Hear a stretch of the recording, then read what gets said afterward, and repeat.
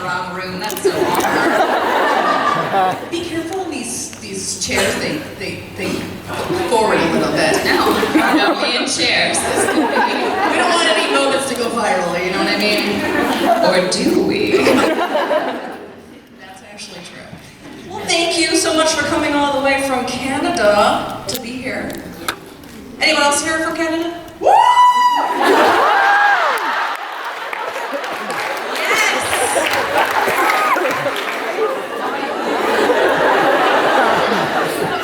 Canada is being represented. The one rowdy Canadian that exists ever. From Montreal. Nice. So, ladies, it's been a year since the Carmilla movie came out. Oh my gosh, yes. You two have been all over the world promoting the film. What has it been like for you to just meet fans everywhere and just experience this? Like, what a cool thing to experience. Yeah, tell me about it. It's been completely wild, and it's been so wonderful to be able to put faces to all of the folks that we interact with online, and to get to experience new cultures and new cities. I mean, I had never, actually before this year, I had never had the opportunity to travel outside of North America, so it's been such a gift. Yes. It was great. I loved watching that video. It was for the anniversary, the Carmilla-versary. And now backstage was like, we really did kind of grow up together. I was like, yeah. It was like watching like a high school reunion videotape or something. I was like, there's been so many moments. It's crazy. So yeah, I think, it's one of the questions that we always get asked is, did you imagine that Carmilla was gonna be as big as it became? And, it's so surreal and strange to have 3 seasons and a feature film of the show under our belts, and for it to just keep on growing and keep being able to meet people and realize how it's spread all over the world in such a positive way. So it's wonderful. Now I know the cream puffs.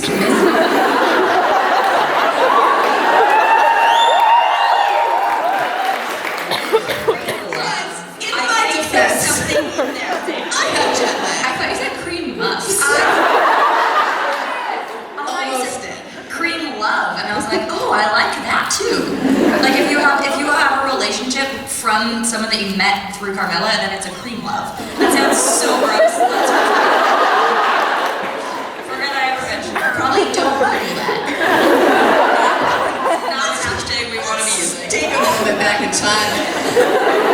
I know the cream puffs miss the heck out of Carmilla. Yeah.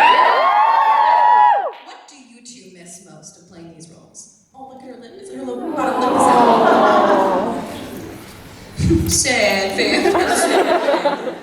I definitely miss playing a vampire for sure.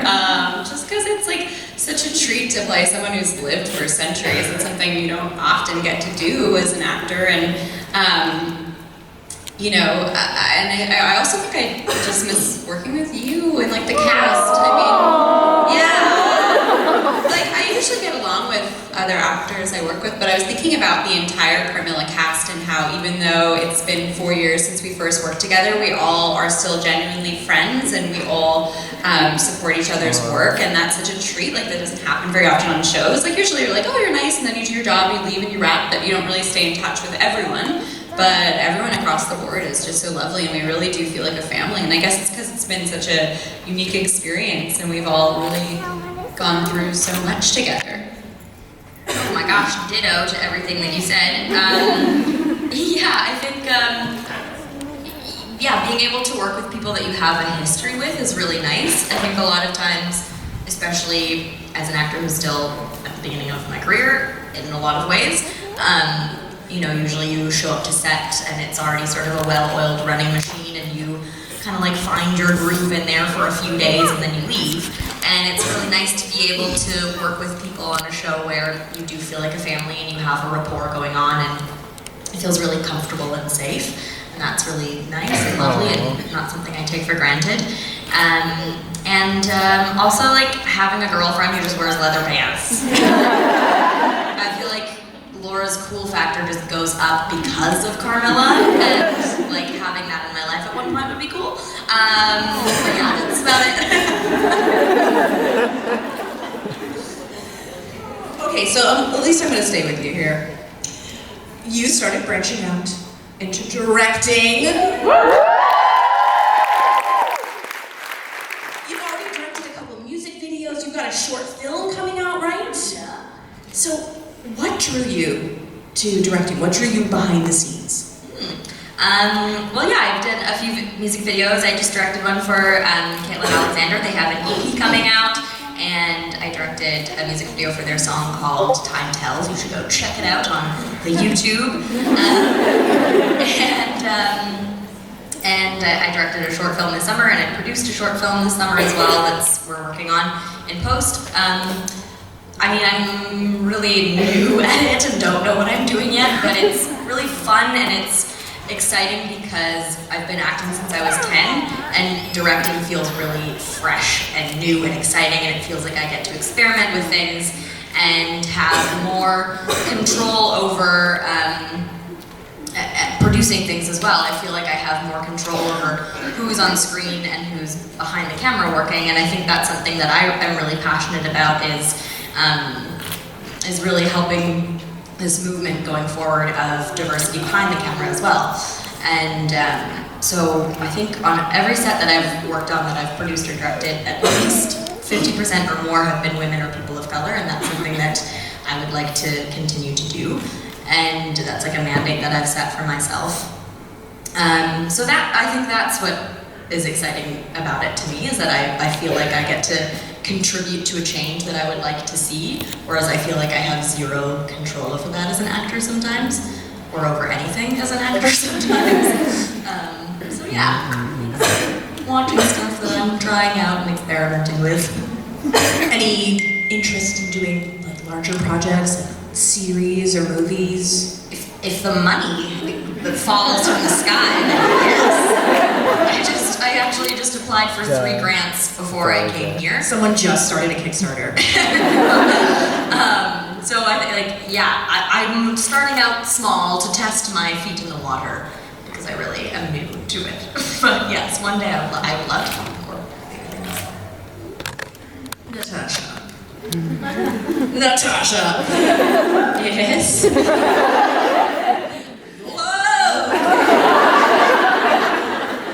Them and I forgot. So your film Freelancers Anonymous is finally coming out November 16th for all of us to see. I saw it. It's a super fun comedy. And you're so great in it. You're so fun. Thank you. It's a super lady-packed queer film, and it's directed and written by women. So talk a little bit about your experience on the project, because it sounds incredible. Yeah, I always describe it as summer camp because when we shot it, we were placed in houses with different actors, and we all lived together and got to hang out together, and it was one of the most positive experiences I've ever had on set. And I think that made it a really safe space to just play and experiment, and it's such a departure from other roles I've played, and it was really fun to just do a comedy, just like a good, broad, general style comedy that, so often it's the type of film that you would so often see with a straight white male lead, and so it's really cool that the lead is a lesbian, and it's really neat that there's a lesbian wedding in it, but there's no sex, it's not overly offensive, and it's the type of film that you could maybe bring your parents to, or watch with your parents, or watch with someone who hasn't really been introduced to queer film, because I wouldn't ever consider it a queer film, it's just a comedy. Right. That was really queer, but I'll go with that too. I mean, it's very queer in the sense that the leads are queer. Super queer. Yeah. It's mostly, most of the people behind the camera are also queer, and actually a lot of the actors are too, even the ones that play straight, oddly enough, but that's what makes it so awesome, is that it's the type of film that would appeal to most people, I think, and it was awesome to, we shot in Chicago, and I had to learn how to do a tap dance move. It's amazing. It's interesting. Played Liza Minnelli. You just, like, you whipped out a lot of talents. Like, there were a lot of things. They really put me through the ringer, yeah. So yeah, you pre-order it now, I believe, on all sorts of different things. So do that. Support Core Cinema. Yeah. All right, so speaking of that, both of you are out actors here in the beautiful year of 2018. That's a very exciting thing. More and more actors and people in the spotlight are coming out, but have you seen a shift in the industry, even just since Carmilla came out? And what advice would you give to other actors who want to come out and aren't exactly sure, like, how to do it? But, like, we're not talking about people who are like, I'm not sure, like, I want to, how do I go about this? Oh yeah, that's an interesting question. I think we are starting to see a shift in that there are more queer characters on screen now. I think what we are seeing a lot of is, are people queer baiting though? Because people have seen the success of shows like Carmilla, and you know, a lot of people are like, that's how we make the money. But the characters aren't necessarily well developed. So something that I've been pushing for myself, in our acting union in Canada just started an LGBTQ committee that I just started to work with, and something I want to put out more to producers and directors and writers is that you need to have well developed queer characters, or queer characters that aren't there just to fill in a minority gap. And because I audition for a lot of queer roles, but so often I see things in breakdowns that say like, a beautiful gay woman. And I'm like, oh, that's nice. I know exactly how to prepare for this role. Those are two very descriptive words, and everyone knows every queer person's exactly the same, right? So something I think we need to see more of is just like actually having queer people behind the camera. As you're saying, like, that's awesome that you're pushing for that, because when you have queer people behind the camera, then it will be more inclusive and fair for everyone. But it is getting better, and I think for anyone who wants to come out, I would say, like, I would never tell somebody to do it. I think you have to do when it's right for you, and we're really lucky. I mean, I have to say that I'm really grateful for all of the actresses who were so brave and came out before me and created that safe space for other people to be open about their sexuality as well. Amen. I think there definitely has been a big shift in the industry, especially. Oh gosh. Since Carmilla started, I was thinking, Carmilla was 4 years ago that we did season 1, because we filmed it and released it in the same week. But since we did season 1, things have shifted so massively, and I think one of the reasons that Carmilla was so successful is because there really weren't a lot of shows, and there still aren't a lot of shows where the two leads are gay women on the show. And so I think that, like, a lot of the times you'll see other people in supporting roles, but having the show centered around a queer love story was pretty revolutionary. And I think, we have gone a lot further since Carmilla was released, but I think there's still a lot further to go, and especially in terms of the kind of queer relationships that we are showing. I think it's not enough to just have Carmilla. I think we need so many more people on screen, and different genders, different ethnicities, different sexuality types. I think it's really important to see it all, and to see it all reflected on screen. And so that's something that I would like to keep fighting for. And in terms of coming out, I think, like Natasha said, is I think when the time is right, you'll know. As weird as that sounds, it is one of those things where I don't think it's anything that should ever be rushed if you're not ready to do that. But it is something that I think the more we see of people being out, and the more celebrated that is, then the more comfortable people are to follow suit and to go, okay, it's not as scary as I thought in my imagination it might be, and look at actually how much success a person can have when they do that. That's really important as well.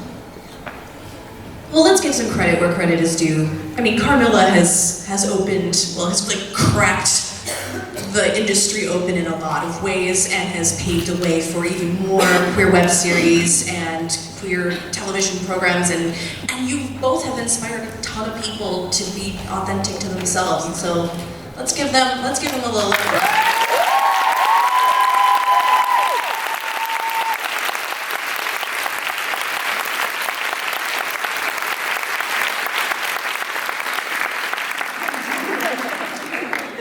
Switching gears. Now, my Hollstein panel moderations have been infamous for the scene readings of queer characters who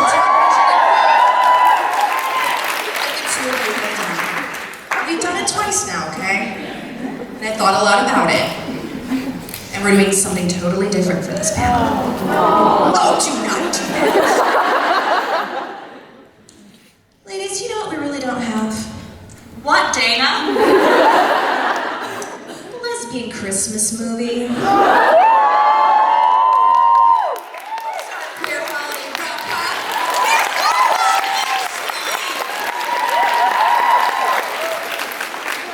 Oh, wait.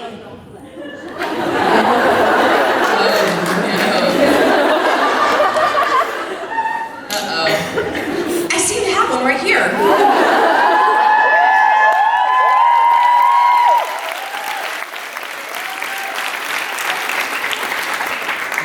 It's written by Tina Tickley. She sounds nice. And it looks like it was written especially for Natasha and Elise. Okay, here. Uh-oh. Did you edit that?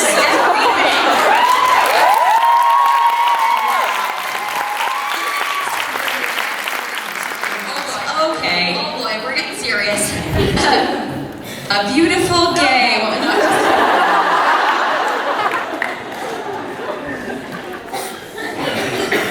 Okay. There's narration. The film is called Boughs of Holly. Natasha Negovanlis is Holly Jones, a no-nonsense workaholic whose Grinch of a boss sends her to the idyllic town of Mistletoe, Manitoba on Christmas Eve to close a deal.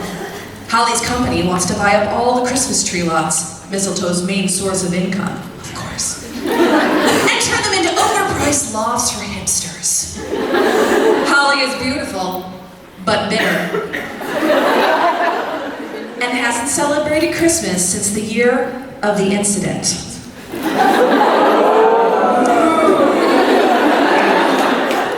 Elise Bauman is Zoe Pine.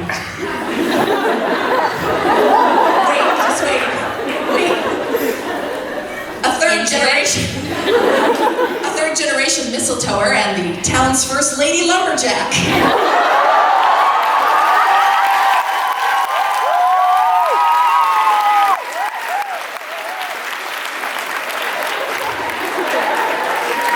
Look at her go. She's been working overtime to supply the town with the butchest and most beautiful trees you have.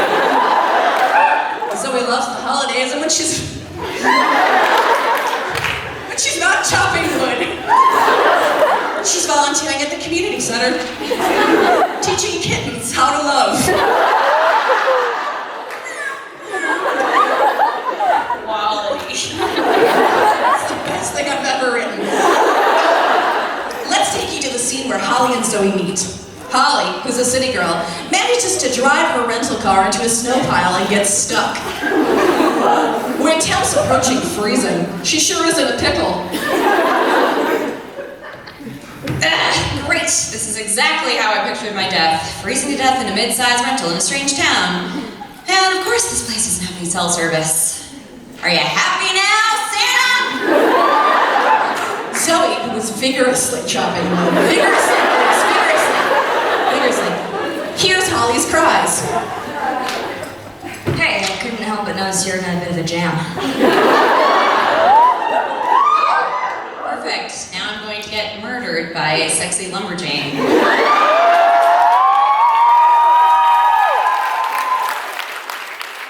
Sorry. Excuse me. Sorry, I mean, yes. Yes, I am literally stuck in a to wait until tomorrow for a tow truck, but I'll happily give you a ride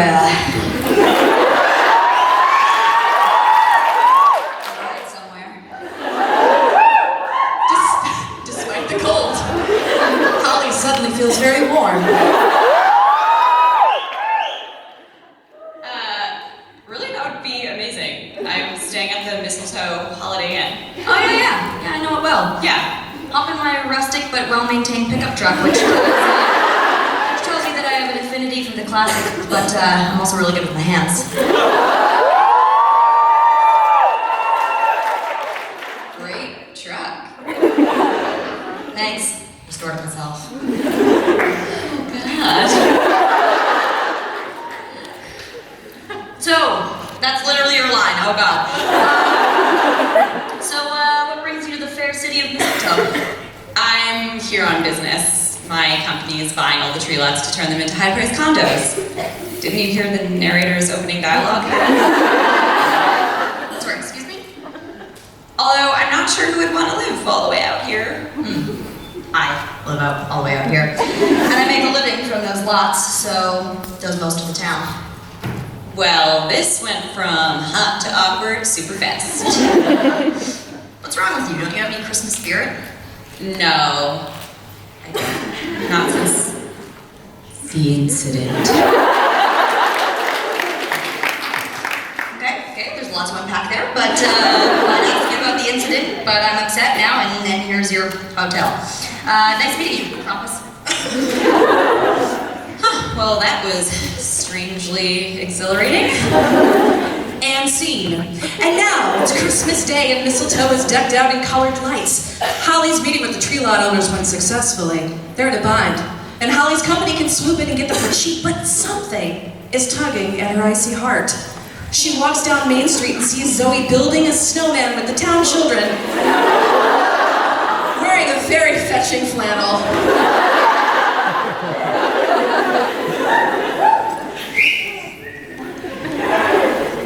Hi. Oh, hey, it's you. How's the town takeover going? Fine, I guess. But I am feeling weird about it. Maybe because you'll be single-handedly decimating a town? Well, when you put it like that, yeah. Yep. Ah, maybe you aren't the Grinch I thought you were. Okay. I'm just gonna walk away. It's your last day. Hey, what are you doing for Christmas tonight? Oh, I don't celebrate the holidays. All the eggnog and pies are just too overwhelming. It reminds me of the incident. Okay, you gotta tell me what you're talking about because you're really pretty and I'm weirdly concerned.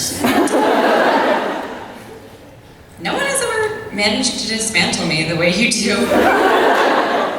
I feel like I can tell you anything. Wow, you were on the Polar Express to U-Haul town. I'm okay with it, actually. How about you tell me about the incident? Well, when I was a child, my grandmother got run over by a reindeer.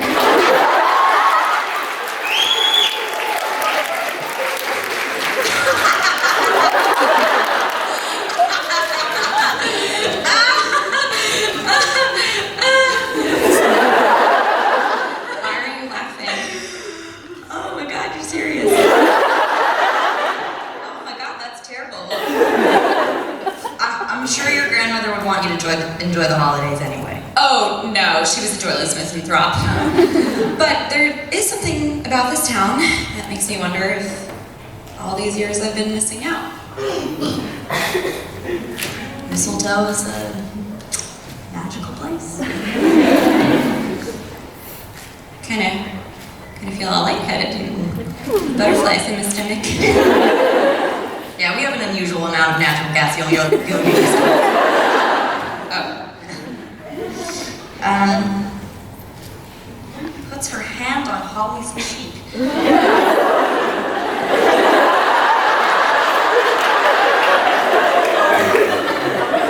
Why don't you come home? No, not home.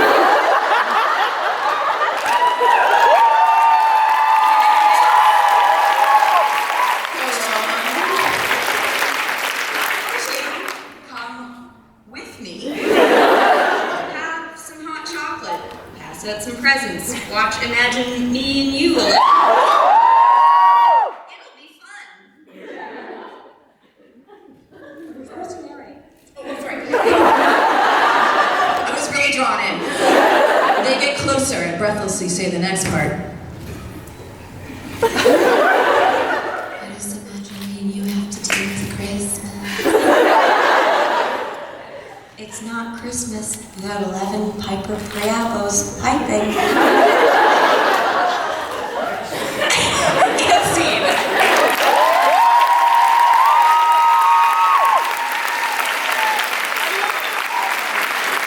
The next day, because they're lesbians and we're on a tight schedule, Holly and Zoe have fallen under the spell of the holiday. Holly can't bear to watch the town of mistletoe suffer at her hands. So, I'm not chopping wood. When does mistletoe go down the tubes? It won't.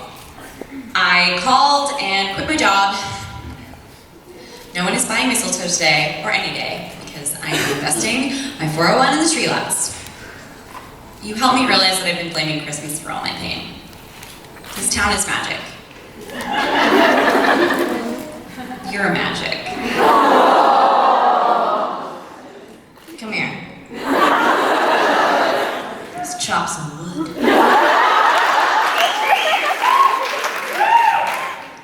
So wait, can I ask you a serious question?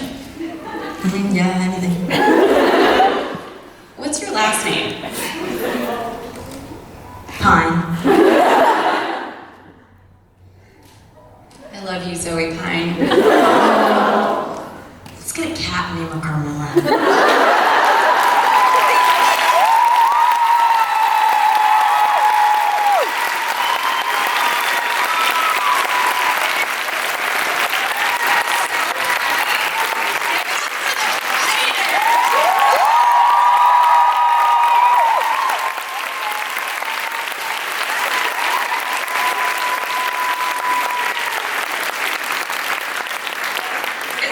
So long since I played Carmilla that I just like immediately went to my default like, oh, hey, my girl, it's time to meet, and let's hi,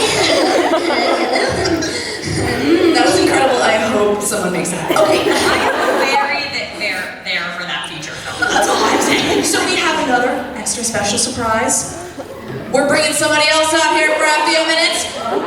It's a cat named Carmilla. Where's Annie Briggs?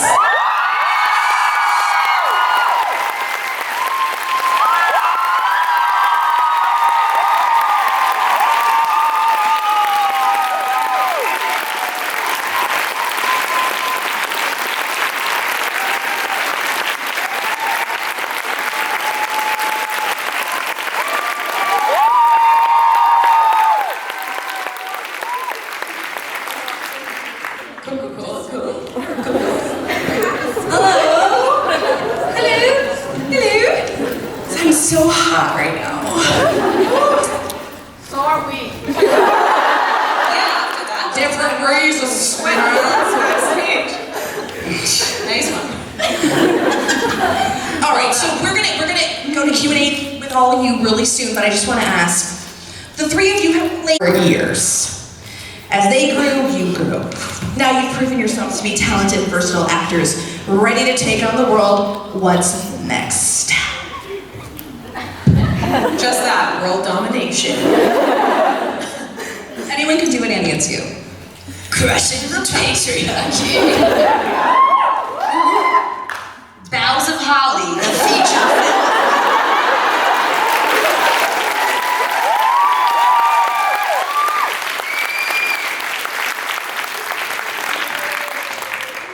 Okay, so that was shorter than I expected. All right, so If anyone's like a casting director or a producer what's next, you know? I think as an actor, one thing that I find myself sort of jonesing for is usually in complete contrast to the last thing I've played, right? So that's usually what I'm seeking out, is if I've done X kind of a role, then the next thing I want to be quite different from that. So that's sort of... well, that helped with clairvoyant, huh? Yes. All right, so I'm sure you have questions. None of you? There's like 300 of you here. It's been real. Bye. So, if you have a question, come on up and come on up and stand next to the mic, please. You've got to be kidding me. Goodness, you're also polite. I That's love it. never happened, I think. Normally there's a line. Run to the mic. Duel! Oh dear. What we started. Go. Hi. So during I the don't know experience with Carmilla and all the conventions, what have you like learned from each other during that time? What have we learned from each other during the whole experience of filming and everything? What haven't you learned from each other, right? I've learned that it's always better to do things with people. I can tend to be a bit of a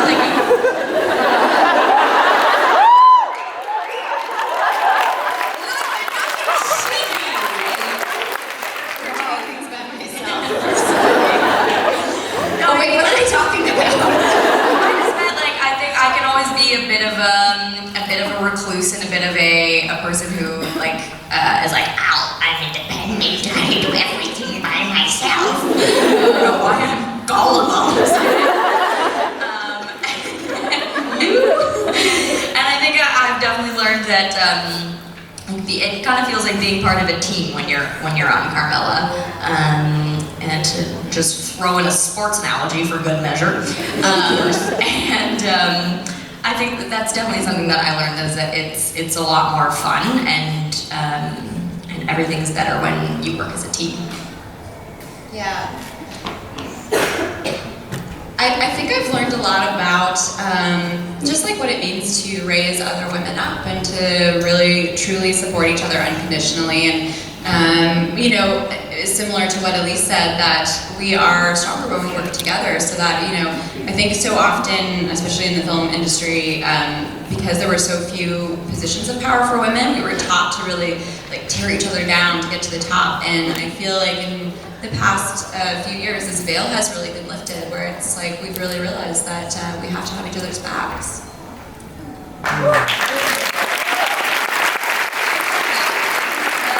Support is a huge thing that I've taken away from working with the two of you over the past years, and also just because we have been fortunate enough to work together for so long. At this point, I think it's really lovely to see each other through different things and other different projects, and also show up to set playing the same characters but in a different way, and wanting to explore different things and allowing each other to do that and to change and grow with each other. It's a big one. Thank you.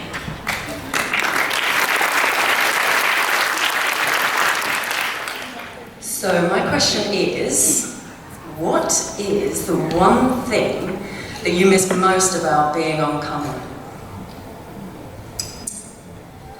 Oh, I really miss the cast. Like, I really miss working together and working with the same people. Like I was saying earlier, I think the fact that we are all very much still friends and a team and supportive. I miss that family atmosphere. I miss the turtlenecks, and that's why I'm wearing one today. You look so good in a turtleneck though, like some people just can't do it. It's because I have an abnormally long neck. There's lots of playing room.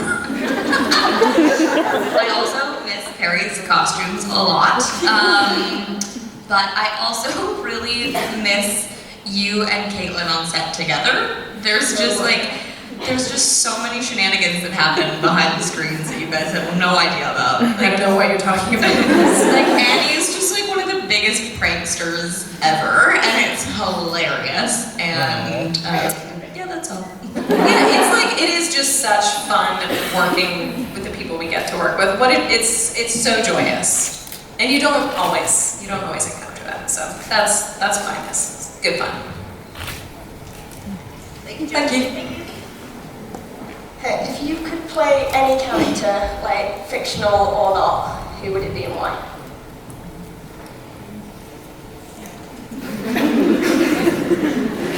Zoe Pine. Sexy lumber leg lady. I've been like putting this out into the atmosphere. The ether. Whatever synonyms for that. I would really love to do a biopic of Maria Callas, the opera singer. There had never been a film about her, and they just released a documentary about her for the first time. And I really want to see, but I'm like putting that out there because she was a really fascinating, feisty woman, and because I have a background in opera, I'd love to play her. Yeah, I've been like putting that out there, like manifest world. Yeah, she wasn't the most, like, she had a lot of criticism for not being the most technically brilliant opera singer, but she just had so much passion and stage presence, and yeah, just like a really interesting life and lots of steamy affairs. I don't know, I think she'd be cool to play.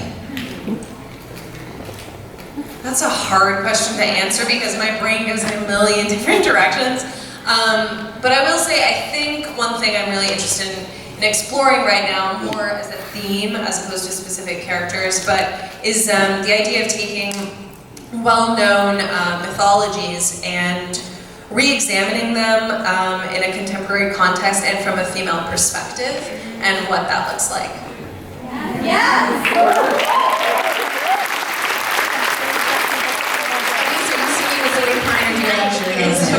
I can't top that, Andy. That's really good.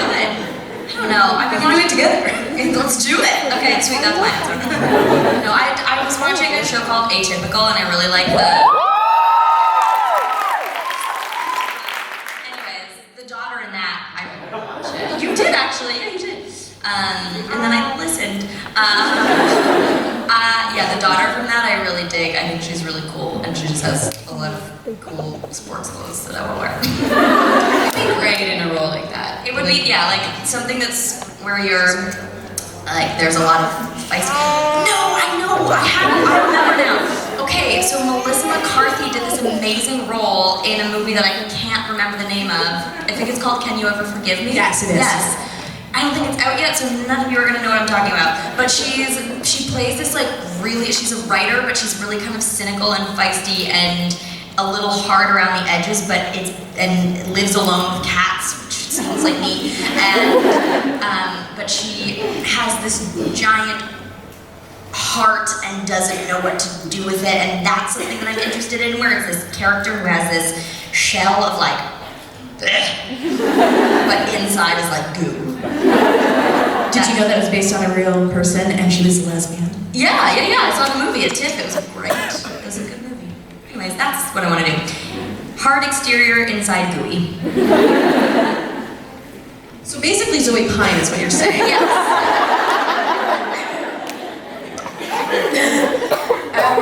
On the screen and behind the scenes of the screen, do you think you've learned more being an actor or being behind the scenes? I think it's they both extend and expand my understanding anyway of each given medium.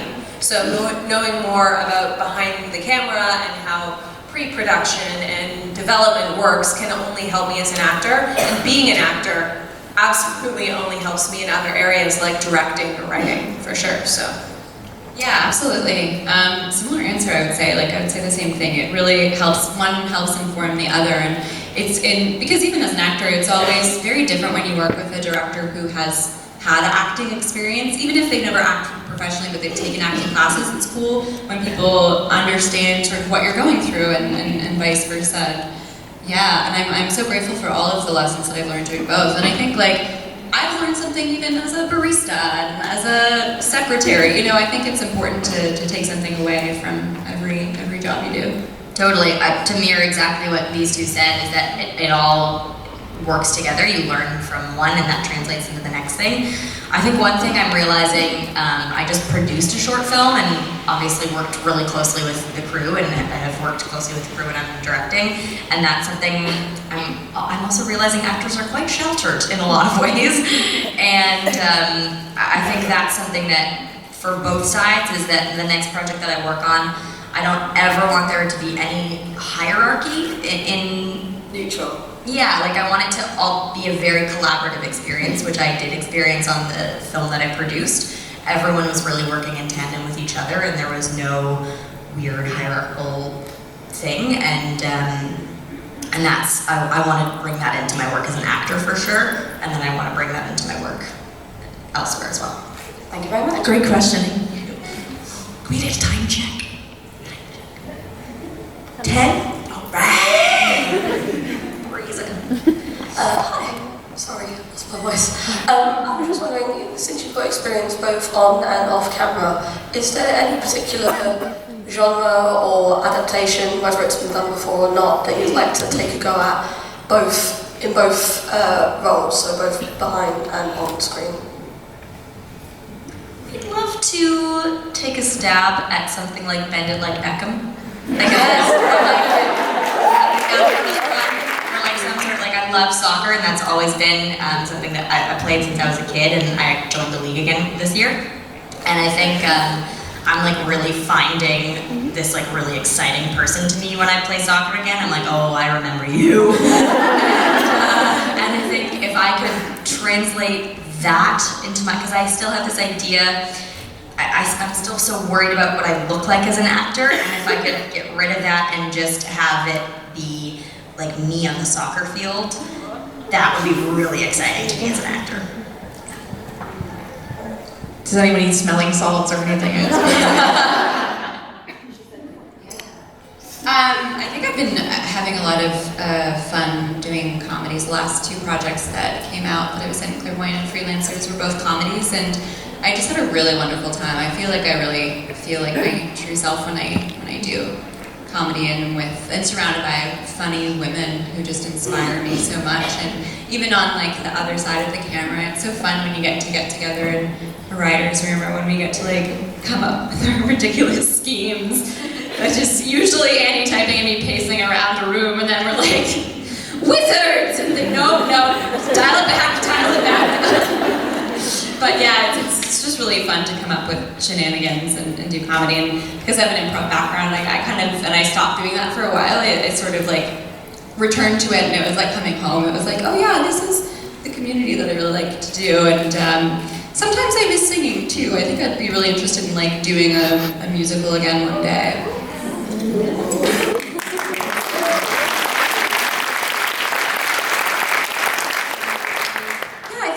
Kind of similar to what Elise talked about.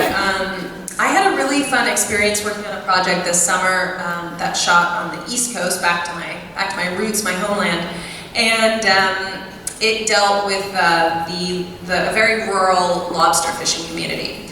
And there were 3 protagonists, myself and 2 men. But over the course of working on that project, I got to talk to a lot of locals in the community, both men and women. And it just put me in mind of that world, but from the women's side of things. So the women fishers. And it's such a fascinating industry.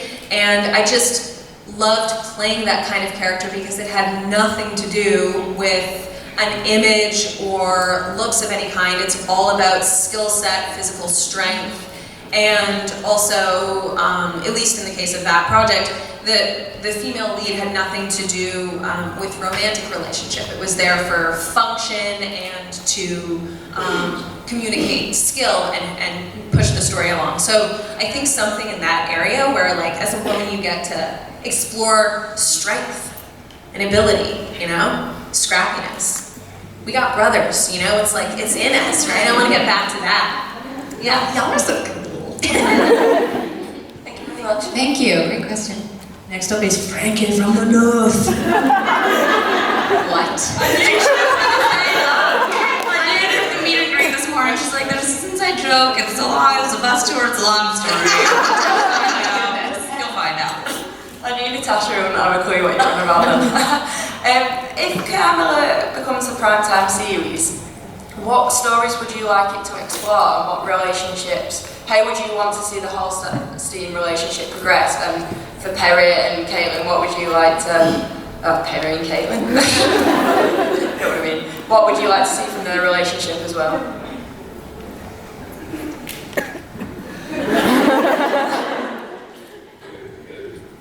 I think like to see the characters mature and see them in a new way. And as an actor, it'd be such a gift to like get a second stab at playing the character. And I think if we got to do it again, yeah, they'd be, well, I don't know if it happened if I could play 18 anymore. So yeah, I'd love to see the characters in a more mature way. And I always kind of saw it in like a Jessica Jones vein if it ever happened, like that kind of vibe. Yeah. Yeah. I'd like Laura to have a detective's trench coat. This has always been a dream of mine. I've always thought that she should have like a really smart trench coat. Veronica Mars on the back. Maybe, you know, Tailored to you. yes, like as well. my short arms. A very nicely tailored Yes, jacket. and I think that would be really nice. Outside of that, I also always pictured it in sort of a Jessica Jones style, like a little bit darker, still, you know, still in its realm of the world of Carmilla, but a little, yeah, a little more grown up and a little more edgier, perhaps. I think with Perry and Lath, I mean, a lot about their relationship was quite ambiguous, and it wasn't ever really the focus, it wasn't intended to be. So moving forward, I would just be interested to sort of see more details about that and what that relationship looks like as it progresses. Thank you very much, guys. Thank you. I hate to do this, but our time has come to an end. I'm so sorry. Thank you all so much. You've been an incredible audience. Thank you.